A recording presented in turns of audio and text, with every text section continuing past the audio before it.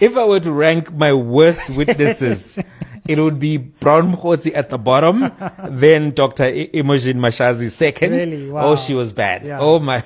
Why do you put Brown Mkhotsi at the bottom? Brown said, "Abantu bazokhala amadoda," exactly. You just wait.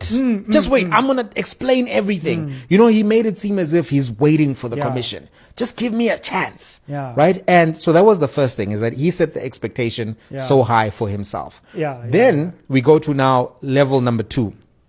Before he gets there, he starts trying to create this victim narrative about himself, right? So when they're looking for his devices, he calls the media. No, they want to arrest me at night. I don't know whether they're going to shoot me or anything like that. I'll hand over my devices tomorrow at the police station. He doesn't do that. He doesn't hand over the devices. He doesn't make himself available.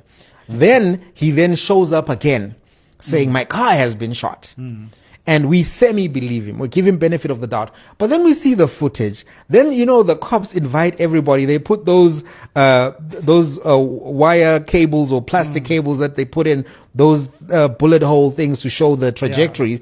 And then you can see, come on, man. There's no way Brown would have survived if he was in the car.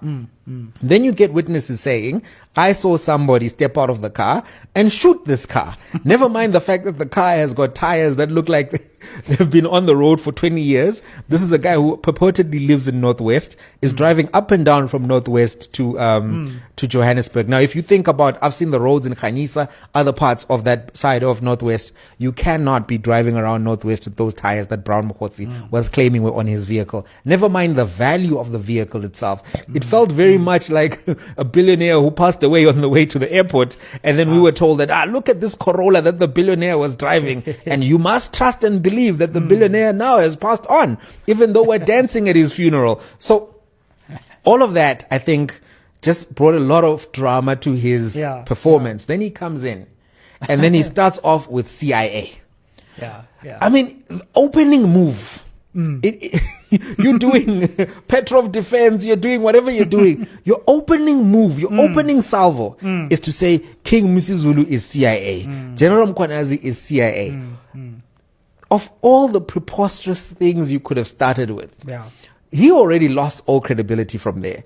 And then he comes in with this whole, I'm legend building, I'm a legend builder, and all of that.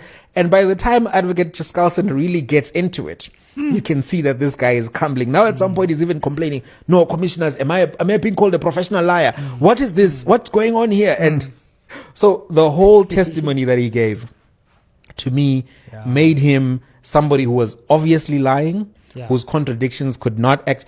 Even, remember the point where they actually asked him about the MK, because he said he was in the MK self-defense, right? And then it turned out he was like 3 years old in MK. 13. And then he says, no, my birth certificate, even my mother knows this. My birth certificate is wrong. It's not 79, it's 77. So you weren't 13, you were 15, joining the MK self-defense thing at the time when the MK has already been disbanded. So even if you were 13 or 15, it's still disbanded. So even if you say your mother knows that your ID... So you're in the MK Youth League. What's going on? So Brown was the most obvious liar amongst all of them.